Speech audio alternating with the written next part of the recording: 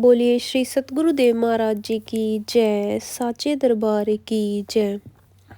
एक बार एक साधक गुरु महाराज जी से प्रश्न करता है कि महाराज जी, यूं तो आप अंतर्यामी हैं, पर मैंने बहुत बार देखा है कि आप तब तक कोई प्रतिक्रिया नहीं करते जब तक आपको बाहरी रूप से ना बताया जाए। ऐसा क्यों?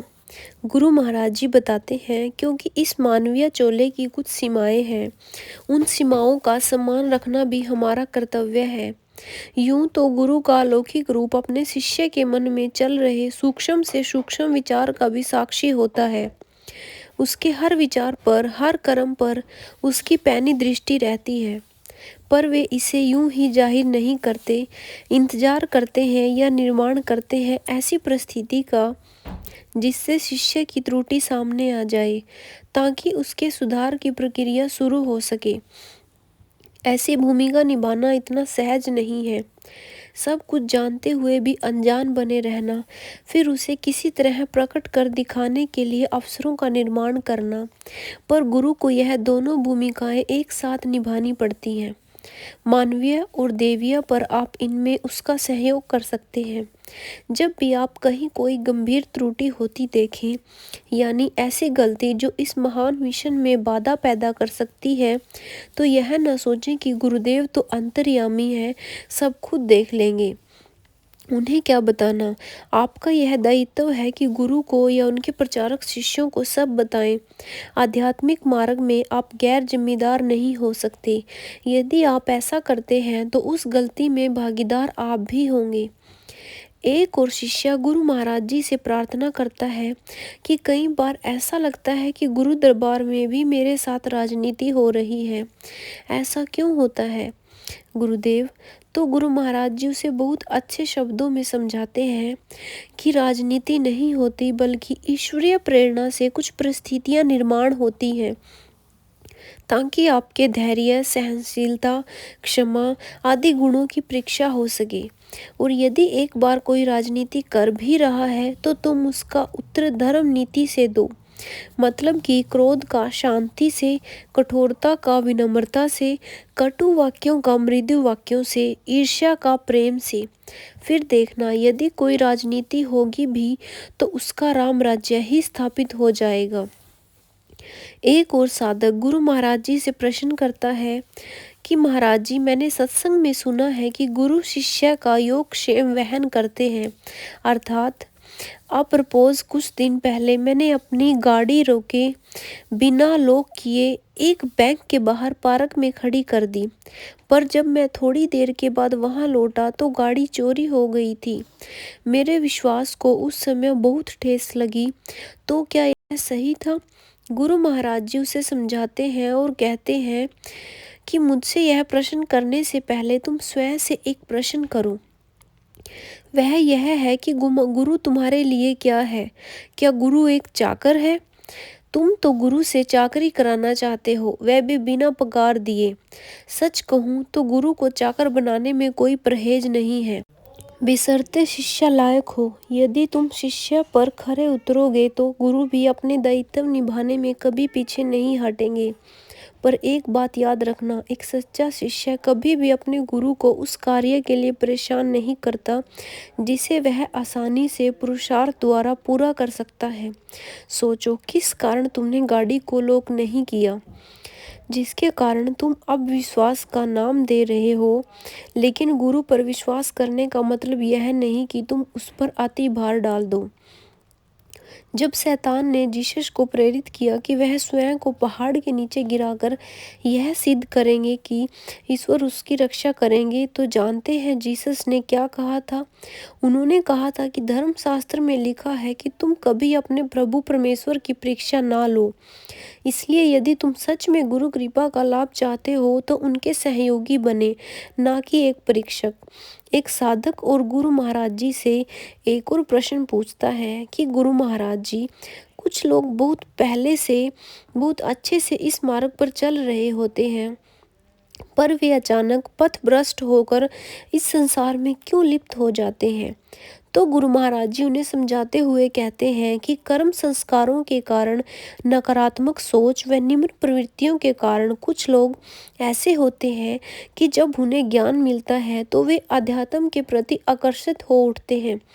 अंग्रेजी भाषा में जिसे इन्फ्लुएंस यानी क्षणिक लगाव कहा जाता है। योगानंद परमहंस ने इसे धर्म के प्रति रोमांस कहा।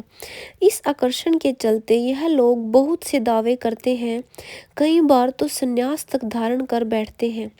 पर जैसे समय बीतता है तो इन पर चढ़ा यह आध्यात्मिक ज्वर उतरने लगता है, क्योंकि आध्यात्मिक मार्ग पर डग भरना इतना सहज नहीं है।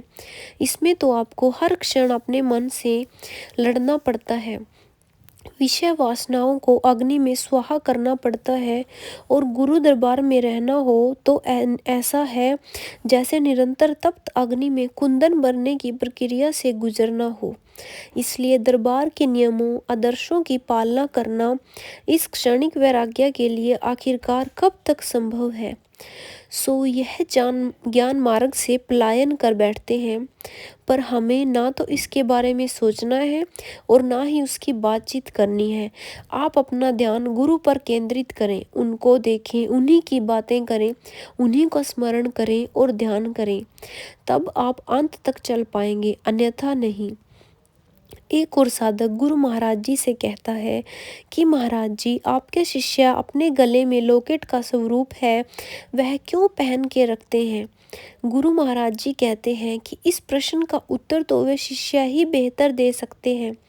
इस लॉकेट को पहनने से उनके जीवन में जो अलौकिक अनुभव व चमत्कार होते हैं उन्हें वे ही बताएं तो उचित रहेगा, क्योंकि हमारा इस विषय में कुछ भी कहना आत्मश्लाघना होगा।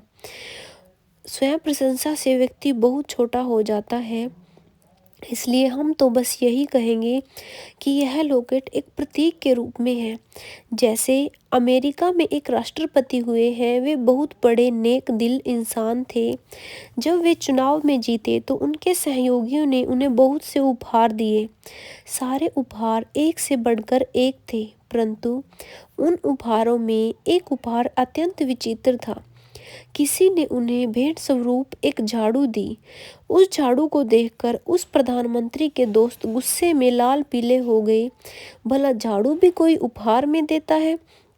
ऐसा बेहुदा मजाक किसने किया? जरूर यह आपके किसी शत्रु का काम होगा। पर उस समय अमेरिका के प्रधानमंत्री ने उन सबको शांत करते हुए कहा, नहीं, मुझे यह उपहार देने वाला मेरा परम मित्र है। पर उसने ऐसा क्यों किया यह मैं नहीं जानता, इसलिए उसी से पूछते हैं। पूछने पर उस मित्र ने कहा, याद है जब तुम चुनाव में खड़े हुए थे तो तुमने क्या कहा था? तुमने कहा था कि यदि तुम जीत गए तो राजनीति में जो गंदगी फैली है सबसे पहले उसे साफ करेंगे, भ्रष्टाचार को खत्म करेंगे। बस यही याद दिलाने के लिए मैंने तुम्हें झाड़ू भेंट की थी।